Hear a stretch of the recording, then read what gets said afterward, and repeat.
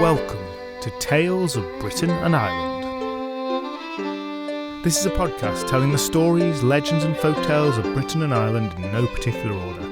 Presented by Graham and coming direct from South Yorkshire, each episode tells a story or selection of stories from all across these islands and throughout their history, followed by a short and decidedly inexpert discussion of the origin and themes of each tale.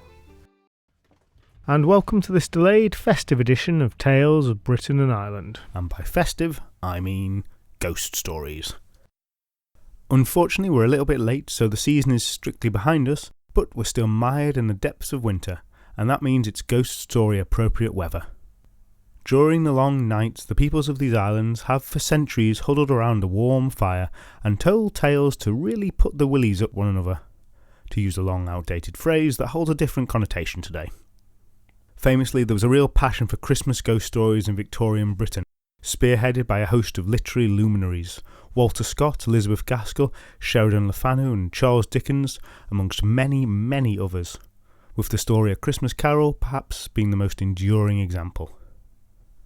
The Christmas ghost story tradition was continued into the 20th century by the undisputed doyen of the field, M.R. James. Since then, the Christmas ghost story has waxed and waned in popularity, and it's fair to say that it's going through a bit of a renaissance at the minute. And we here are proudly jumping on that bandwagon today.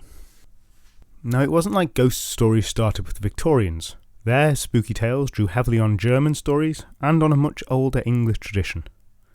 Famously, a Shakespeare character, Marmilius, declares, "A sad tale's best for winter. I have one of sprites and goblins." Over the 2 episodes today, we're going to try and cover a really tiny corner of this huge piece of British tradition, and to do so, we have a slightly different format than usual, as you'll notice with the 2 episodes. Many ghost stories, unlike the myths and folklore we often cover, have one definitive version penned by a known author, and it may rightly be claimed that much of their effect comes from the words as written, leaving less scope for improvisation than is usual in these podcasts.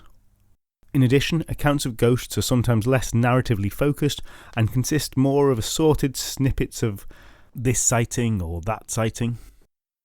To cover this, today we've got a total of 4 things for you. First of all, this episode, there's 3 accounts of ghostly goings-on from different times and places.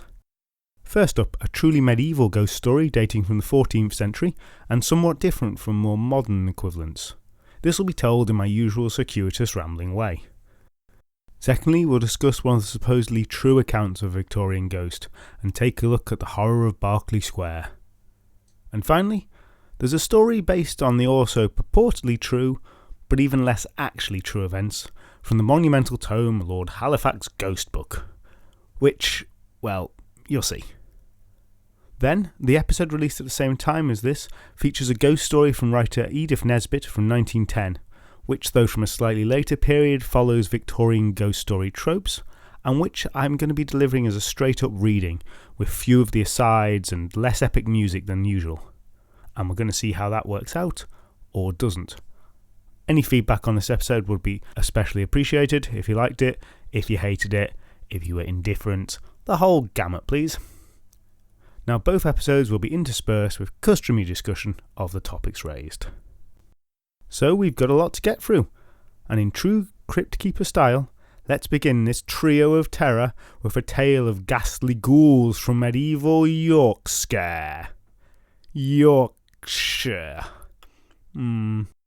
I'll work on this.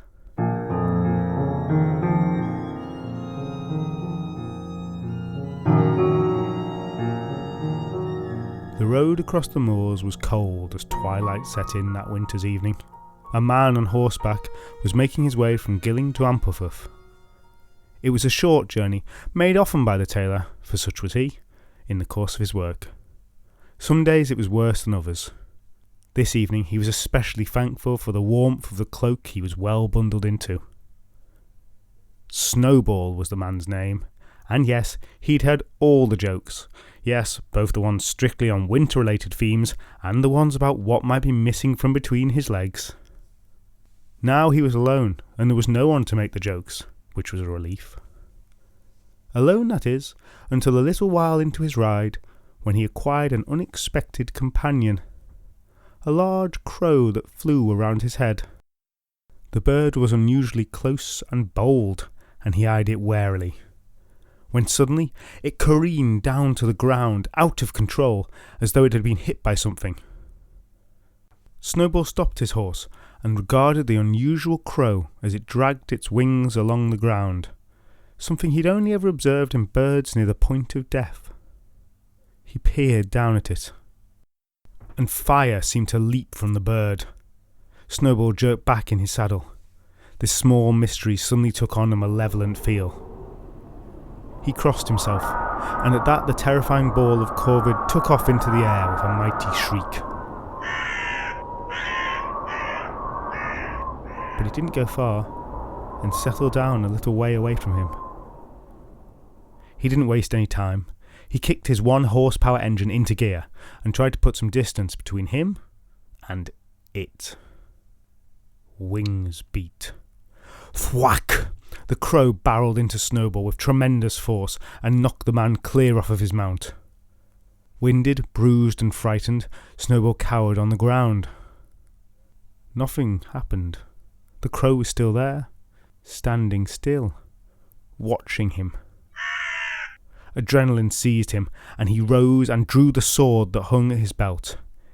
It was meant for bandits, not ominous ornithological oddities, but it would do. He made to strike. Thud! A heavy blow landed, but the small body may as well have been made of steel for all the damage it suffered. "God in heaven!" cried out Snowball, taking the Lord's name very much not in vain. "Protect me from the power of this thing.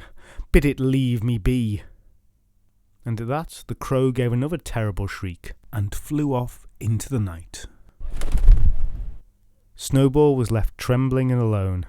It had worked. God had protected him. He gave thanks to the divine and, still shaken, resumed his ride.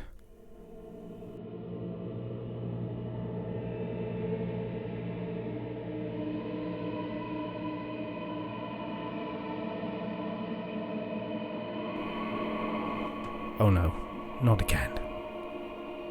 No more than 10 minutes had passed before Snowball saw something up in the road ahead of him.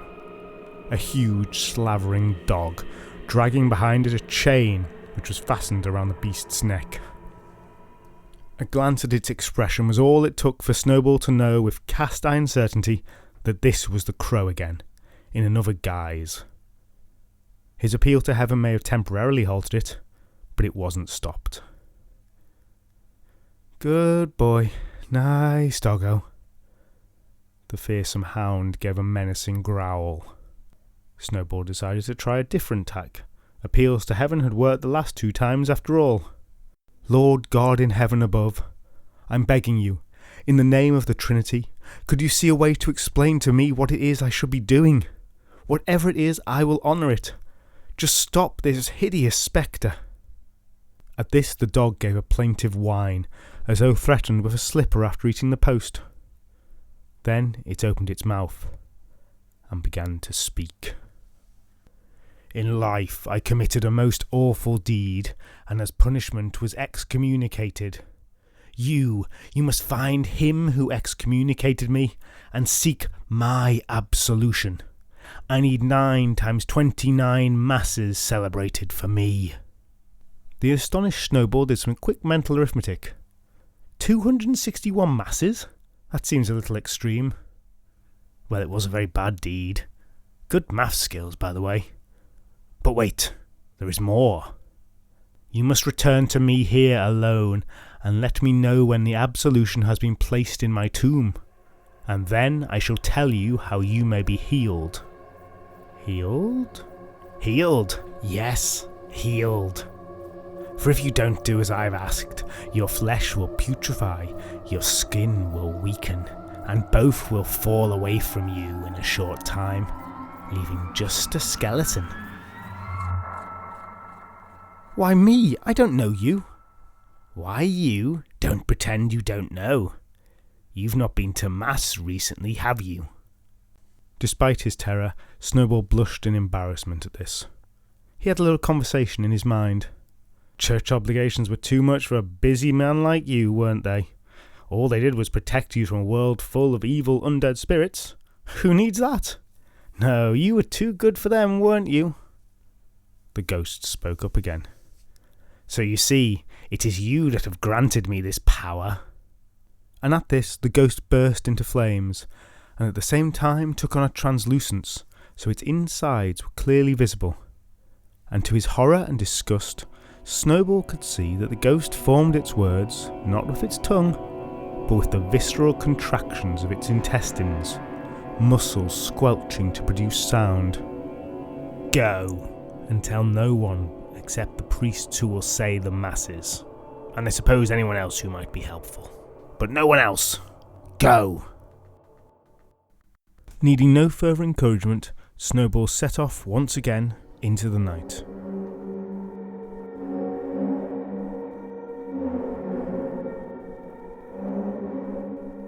Several days later, and Snowball was lying in bed, overcome with fever.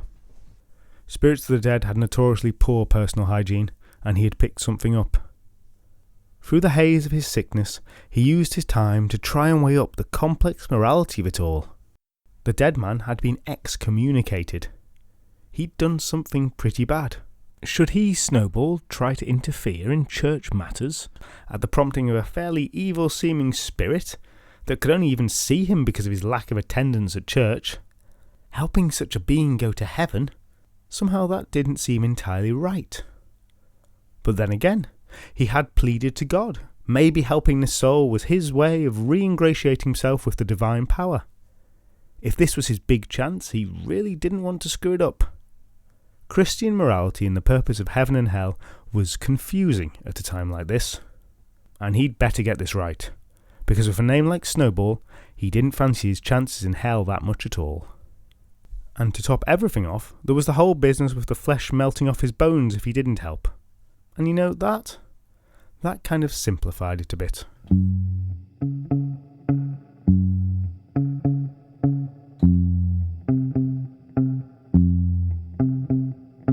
A few days later still, and Snowball was feeling much better, and his flesh hadn't yet melted off his bones.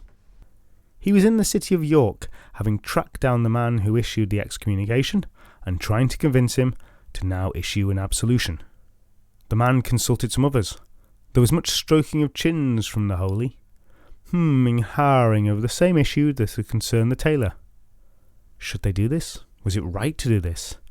Did they have the time to say 261 masses? Snowball paced nervously as the men argued amongst themselves.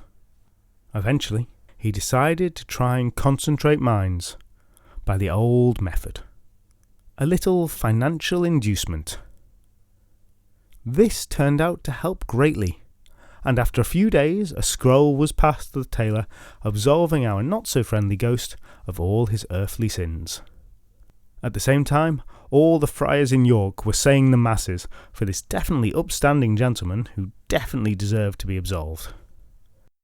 Soon Snowball had placed the absolution in the tomb of the deceased, and he could breathe a sigh of relief. It turned out that the crow-dog excommunicated ghost man had found the right impious tailor to threaten. So it was with triumph that Snowball returned to the scene of his first horrifying encounter. He was much bolder now, and he had learned a thing or two from the friars of York, for when he returned, he did not go unprepared.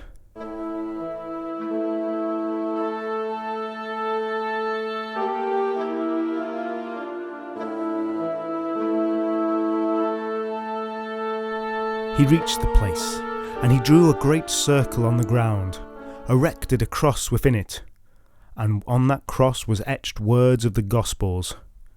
He'd brought reliquaries with him as well, and he placed these holy objects in the form of a cross around the circle, and on those more words of Jesus were written. And soon enough, the ghost appeared in the circle. It turns out that all those teenage witches with pentacles on their bedroom floors have been doing it wrong. They just need more crosses and Bible verses. How ironic. Ma, ma, ma, went the ghost from the circle. Or should I say the goats? No, that does not work. It should, but it doesn't. Anyway, the point is that this time the ghost was a goat. But not for long. After walking around the circle a few times, the goat collapsed. Snowball waited. And from the form of the prone goat rose a real ghost, all skeletal and awful, stretched so its elongated form towered above Snowball. From the dead sockets of its skull, it regarded the tailor. Despite the implications of his name, no one could actually accuse Snowball of being a coward. "Did it work?" he asked the ghost. "Yes," came the reply of the dead man. "Gods be praised, yes. For at the very moment you placed the absolution within the tomb, the devils of hell were tormenting me, and long had they expected to continue. But they were sore disappointed, for now, thanks to your actions, me and 30 other souls shall enter paradise next Monday." 30 other souls? Monday? The bureaucracy of the afterlife was truly beyond the wit of mortal man. "And I shall keep my promise. You shall be healed. No more flesh falling off the bones for you, Snowball. And before I go, I shall tell you some facts that may be of interest. There are 2 other ghosts around these parts. One takes the form of a vast black bullock, but with no eyes, ears, or mouth. And though he may wish to talk to you, he cannot. The other was once a priest, but now takes the form of a hunter. And I see that in good time he shall be cleared by the Lord." Okay, well, that's odd and interesting, I suppose, but given your access to the afterlife and all, maybe you can tell me about my position in that whole system. The skeleton scraped his phalanges against his smooth jaw, and the eerie sound reverberated in the silence. "Well, since you ask, you have a gown from a friend of yours that you took in the war overseas. Return it to him or suffer the consequences." Snowball gasped. "That gown? I don't even know where he is now." True. Well, he lives near Alnwick Castle these days. Seek him out and return the coat." "Oh, okay, I can do that. But actually, there is a much greater problem for yourself. Me." "You?"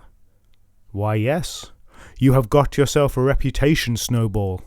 As one who knew a man such as me, what lengths you have gone to secure my absolution. But at what cost to your own reputation?" "What? I helped. Why is—" "Look, I can give you some advice.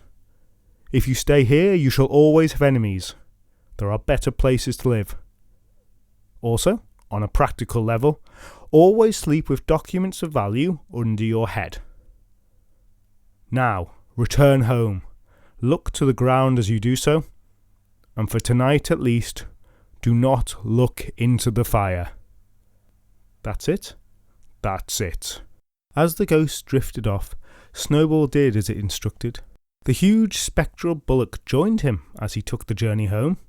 However much he tried to cajole or tempt it into speaking, it could not do so, clearly not possessing the intestinal ventriloquism skills of the earlier ghost. And eventually, it disappeared. And Snowball got home without further issue. And though he did not look into the fire, he was nevertheless ill for many days afterwards. And abruptly, our story ends there.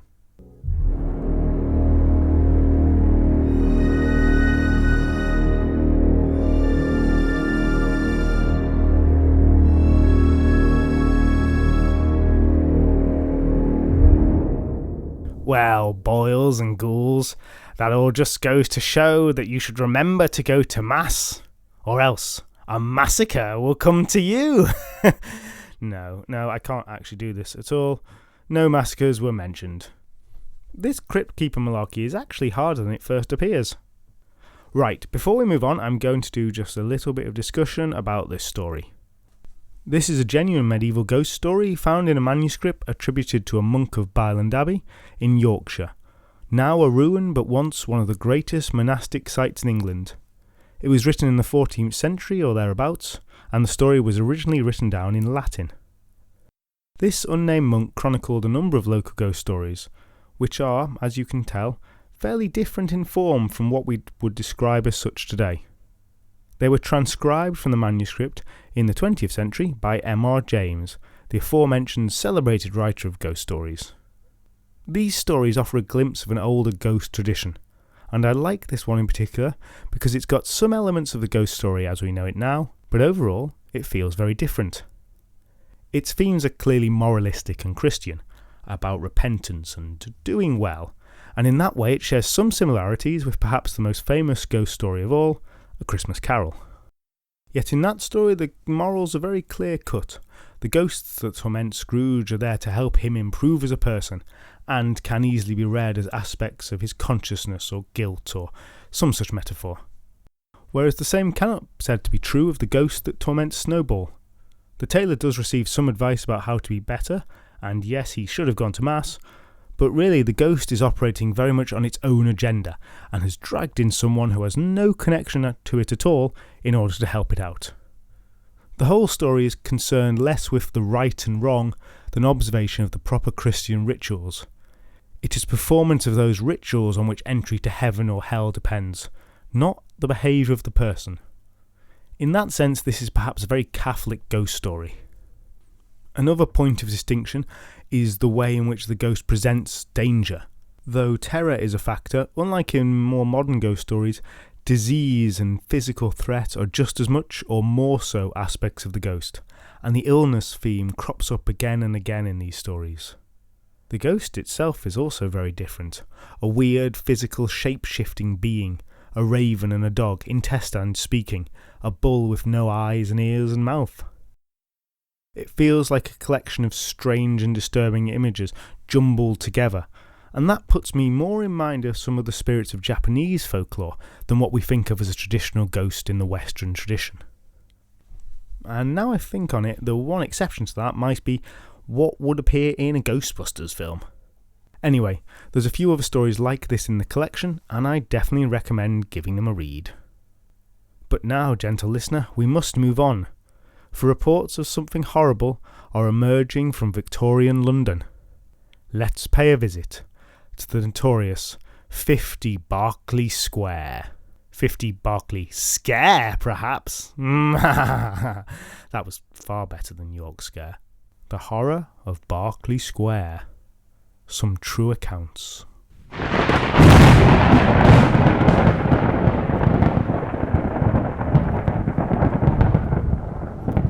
A 4-storey whitewashed Georgian townhouse stands upon Berkeley Square in Mayfair, in the West End of London.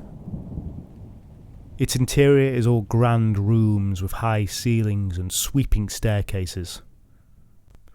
This is a well-to-do area of the city with many such impressive buildings. The square has long been the home of many rich and famous people, and today you might not pick out number 50 from amongst those around it, save perhaps by noting the plaque upon it that states that George Canning once resided there. George Canning's name is largely forgotten today, and is recalled most often as a factoid for quiz enthusiasts as the Prime Minister with the shortest reign, dying in office in 1827 after less than 4 months in the role. His time living at 50 Berkeley Square was uneventful, but there was talk of a suicide that had happened before he had taken possession of the place. A girl had thrown herself out of the top floor window to escape her abusive uncle. Some even said that her ghost could be seen from outside, replaying her last moments, hanging from the windowsill before dropping and disappearing. Upon George Canning's demise, the house passed to a Miss Elizabeth Curzon, and nothing much happened. But in 1859, Thomas Mayers took it over. He was known for his odd hours, Mr. Mayers. Odd hours and odder habits. In a time before electronic entertainment turned any home into a 24-hour-a-day cave of wonders, Thomas Mayers never ventured outside, and answered the door only to receive the necessities of life from his servants. Eventually, he retreated into the tiny attic room where he dwelt alone. save for those occasions when, in the dead of night, he would take to wandering the house with a candle, the flicker of the light visible to passers-by in the darkness. The house was left to gather dust and fall into ruin, and the gossip of the day was that Thomas had been left at the altar by an untrue fiancée, and having retreated into his isolation, was now going mad. The situation endured for several years, and the house fell further into disrepair and decay. By 1874, Thomas Mayers was dead. A reputation had already built around the eerie, semi-abandoned building before his death. But afterwards, well... At some point, George Littleton, a baron and politician who was local to the area, stayed in the attic overnight after being dared to do so. He awoke from his sleep suddenly and found a feeling of oppression at the forefront of his mind. He looked around the room, and to his horror he saw that a brown mist was slowly forming itself into some solid and awful shape. He leapt up in a panic, reached for the shotgun he had brought for this occasion, and let off a shot before fleeing the house. The next morning he returned in company and discovered the shell, but no evidence of anything else.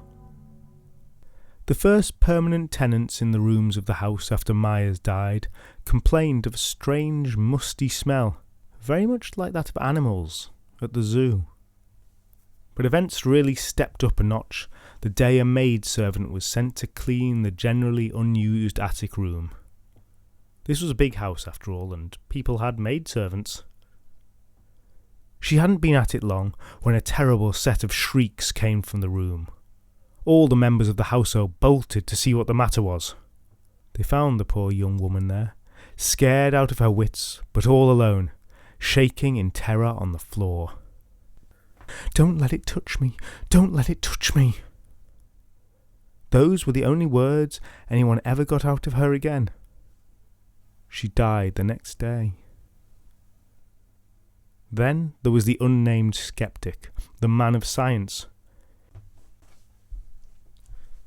He pooh-poohed these superstitious notions, and goaded on by his friends, declared he would happily sleep in the haunted room.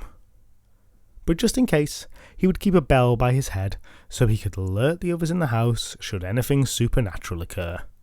The very idea. When the clock struck 12, the ringing of the bell came from the room. Just once at first. The other residents stirred, not quite sure what they had heard, but soon after there came a furious, non-stop clamour of the clapper, which cut short, leaving a sudden, ominous silence. By the time people reached the attic, it was too late. Eyes bulging from their sockets, expression a terrible grimace, the once proud doubter lay stone dead on the floor, the bell clutched tightly in his grasp. After 2 deaths, well, to my considerable surprise, people did what those in horror films fail to do, and they left the accursed place well alone. Despite dropping their rents, the owners were quite unable to get anyone to take it on, and this prime and deadly piece of real estate became abandoned yet again. And then, it was Christmas Eve 1879, because of course it was Christmas Eve. 2 sailors were on shore leave for the holidays. What a day these 2 friends had had, spending their hard-earned wages with abandon to pay for the many pleasures the city had to offer. A wild and raucous time had most certainly been had.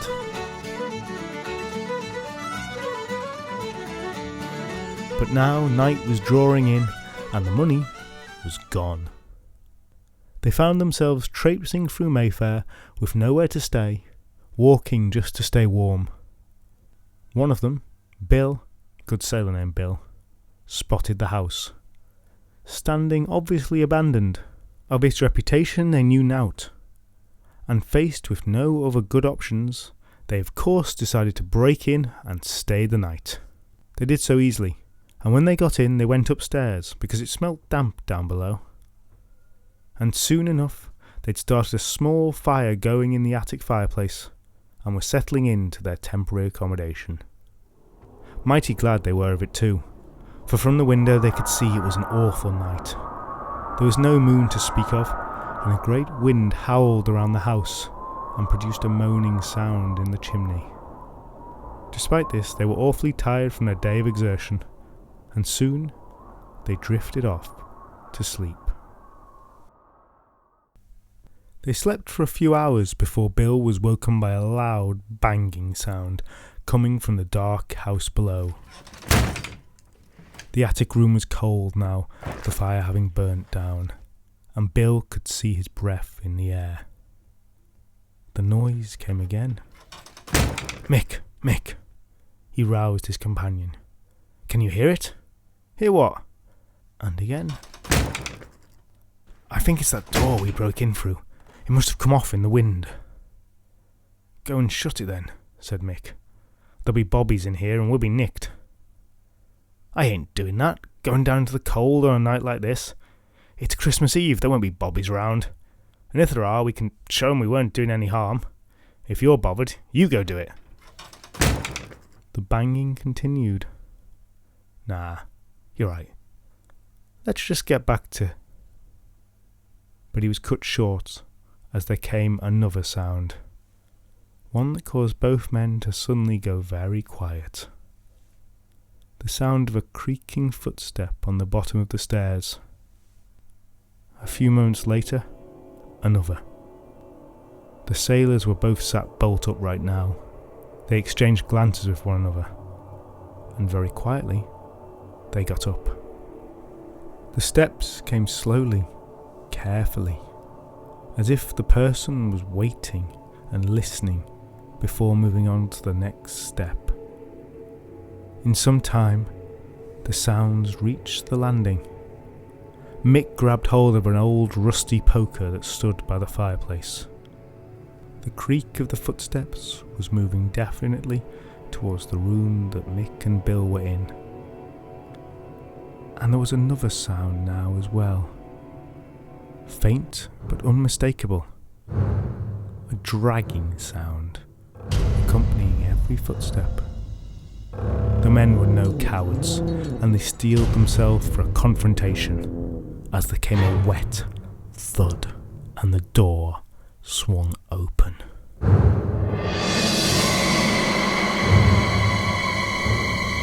What exactly it was that Bill saw, he never could quite describe. An amorphous dark mass which burst into the room, grasped Mick around the neck with a dark tendril and lifted him up. A paroxysm of the most intense terror overcame Bill, and he fled out past the thing and down the stairs to burst out the door, away from that wretched insanity-inducing sight. It turns out there was a bobby out on that night, and Bill soon ran into him. Shaking all over and babbling madly, he eventually persuaded the constable to come back with him to the house, to help Mick. Bill didn't know whether he'd had the resolve to go back in, but fortunately, he didn't have to find out. Unfortunately, this was because the first thing he and the policeman saw was Mick's lifeless body, gruesomely impaled on the railings in front of that accursed house. The policeman's gaze took in the body, the smashed glass around it, and then he looked up at the broken top-floor window from which the poor man seemed to have been thrown. After the crescendo of that evening's events, the house never again saw such dramatic scenes. It remained abandoned for many years, but eventually, when the stories grew old and the rent had been dropped, it was taken on by a bookseller who ran it quite successfully for many years. Whatever the nameless horror of 50 Berkeley Square had been, it seemed to have moved on, leaving death, terror, and a unique set of stories behind it.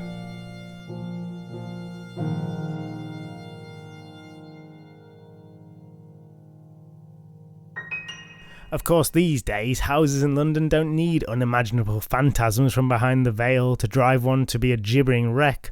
The prices do that themselves, don't they? Getting on the property ladder, they say. Go to Berkeley Square, and maybe you can get on the property madder. Okay, that's it. Last of those. Sorry I tried. Right. So, the house at Berkeley Square. The stories that I've just kind of covered are representative of ones that have been told of this house in the 19th and 20th centuries. I'm sure it'll come as a great surprise to you that there is basically no truth in them, with the sailor story in particular seeming to have been flat out invented. But that hasn't stopped the house getting a reputation, both at the time the events were meant to have happened and now, and it gets included in ghost tours of that area a fair bit, despite the fact that nothing of note has happened there for a long time. Now, this might not be the typical kind of story we cover on the podcast, but it actually represents a genuine modern folk story, retold many times with different embellishments, and often claimed to be true. Therefore, I think it fits pretty well, even if it hasn't got a narrative like many of our tales.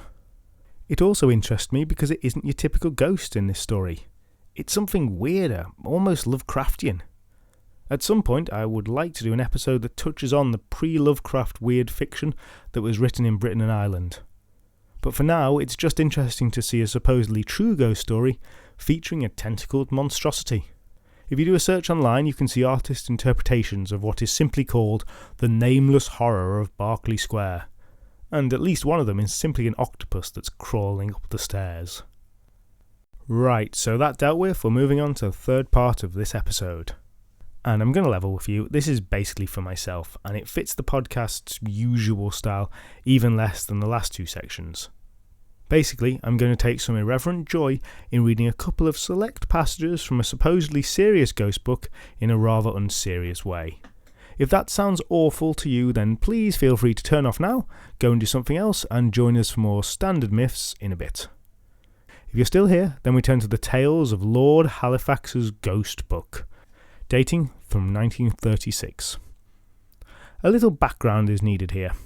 Lord Halifax's Ghost Book consists of stories gathered together by the eponymous Lord, which purport to show true accounts of supernatural occurrences by himself and his noteworthy friends and acquaintances. Whether he was really a believer or not, I can't even really tell, but the stories are not presented as simple fictions, but as real happenings, and much of the text is concerned with presenting facts which seek to convince the reader of the unimpeachable truth of the tales and the existence of the supernatural. And by that I don't mean that it gives facts pertaining to the ghosts themselves. Oh no. But rather, facts pertaining to the reputation, wealth, property, lineage, and all-round first-rate character of those who saw the ghosts. I'm telling this to get across the impression of this compelling and convincing volume, rather than to actually tell a ghost story. And I really do encourage you all to read it. Now at this point you probably think I'm doing his lordship a disservice, and I certainly am. So let's have a shorter but complete tale, sure to make even the most sceptical question what they know. And let's get our fill of some really long sentences in this true account from Reverend Dr. Jessup, headmaster of Norwich Grammar School. It's called The Man in a Silk Dress. And Reverend Dr. Jessup would like you to take note of the fact that the name does not refer to him.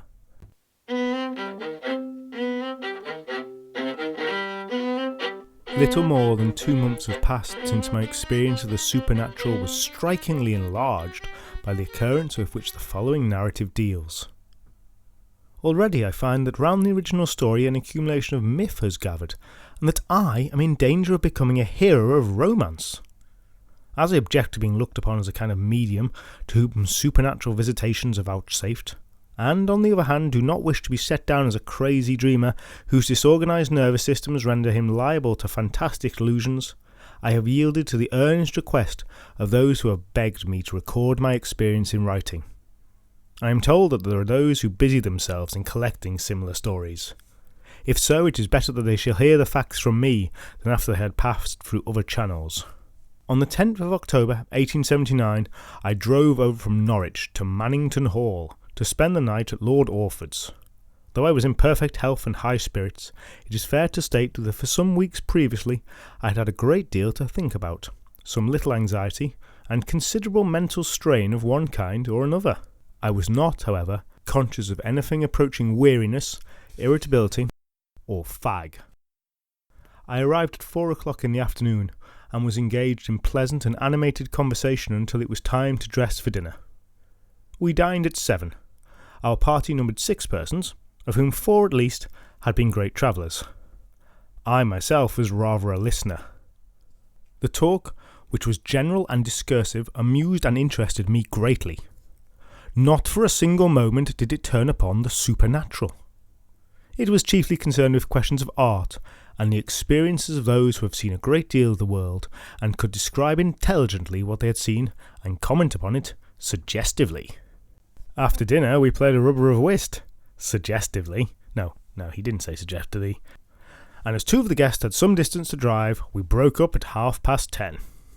The main objective of my going over to Mannington was to examine and take notes upon some very rare books in Lord Orford's library, which I had been anxious to get a sight of for some years. I asked leave for some hours to sit up and make transcripts. Lord Orford at first wished me to let his valet remain, to see that all lights were put out, but as this would have embarrassed me and compelled me to go to bed earlier than I wished, and as, moreover, it seemed likely that I would be busy till 2 or 3 o'clock in the morning, it was agreed that I should be left to my own devices, and that the servant should be allowed to retire. By 11 o'clock, busily at work and absorbed in my occupation, I was the only person downstairs.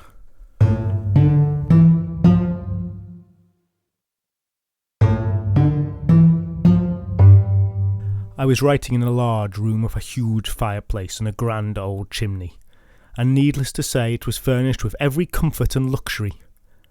The library opened into this room, and to reach the volumes I wanted to examine I had to pass into it and stand upon a chair. There were 6 small volumes in all. Taking them down, I placed them at my right hand in a little pile and set to work, sometimes reading and sometimes writing. On the table were 4 silver candlesticks with candles burning, and, as I am a chilly person, I sat down at one corner of the table with the fire on my left.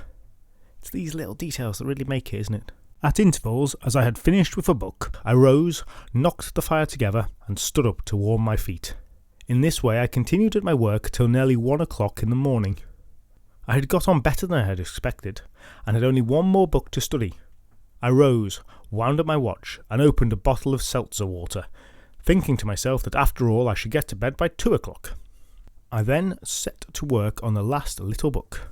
I had been engaged upon it for about half an hour, and was just beginning to think that my task was drawing to a close when, while I was actually writing, I saw a large white hand within a foot of my elbow. And this, listener, is the part of the story where the famous British upper-class resolve really comes to bear. Turning my head, I distinguished the figure of a somewhat large man with his back to the fire, bending slightly over the table, and apparently examining the pile of books upon which I had been working. The man's face was turned away from me, but I saw his closely cut reddish-brown hair, his ear and smooth cheek and eyebrow, the corner of his right eye, the side of his forehead, and the large high cheekbone. He was dressed in what I can only describe as a kind of ecclesiastical habit of thick corded silk or some such material. It was buttoned up to the throat, and had a narrow rim or edging, about 1 inch broad, of satin or velvet, which served as a collar and fitted close to the chin. The right hand, which had at first attracted my attention, was clasping without any great pressure the left hand. Both were in perfect repose, the light blue veins of the right hand being conspicuous. But I had not the least feeling of alarm, or even of uneasiness. Curiosity and a strong interest were uppermost. For an instant, I felt eager to make a sketch of my friend, and looked at a tray on my right for a pencil. I asked myself, upstairs I have a sketchbook. Shall I fetch it? Sitting there, he fascinated me. I was not afraid of his staying, but of his going. Stopping in my writing, I lifted my left hand from the paper, stretched out the pile of books, and moved the top one. I cannot explain why I did this. My arm passed in front of the figure, and it vanished. I was simply disappointed, and had no other feelings about the incident, naturally. I went on with my writing for perhaps another 5 minutes as though nothing had happened, and had actually got to the last few words of my appointed task when the figure appeared again. Now, does anyone else at this point have some serious questions about this gentleman's attitude to encountering the supernatural, and just what was in those books that made them quite so interesting? Because I know I do, but anyway, on with the story. I saw the hands close to my own, and turned my head in order to examine the man more closely. I was about to address him when I discovered that I dare not speak. I was afraid of the sound of my own voice. There he sat, and there I sat. I turned back to my work and finished off 2 or 3 words I still had to write. Well, I certainly believe you. What a fine, outstanding example of an Englishman you are. The paper and my notes, which are at this moment before me, show not the slightest tremor or nervousness. I could point out the very words I was writing when the ghost came, and again when he disappeared. Having finished my task, I shut the book and threw it on the table. As it fell, it made a slight noise, and the figure vanished. Sitting myself back in my chair, I sat for some seconds, wondering whether my friend would come again, and if he did, whether he would hide the fire from me. I then, for the first time, had a dread and a suspicion that I was beginning to lose my nerve. I remember yawning. Then I rose, lit my bedroom candle, took my books into the inner library, mounted the chair as before, and replaced 5 of the volumes. The 6th I took back and laid upon the table, on which I had been writing when the ghost appeared. By this time I had lost all sense of uneasiness. I blew out the 4 candles, and marched off to bed, where I slept the sleep of the just. Or the guilty, I know not which, but I slept very soundly. This is a simple and unvarnished narrative of facts. Explanation, theory, or inference, I leave to others.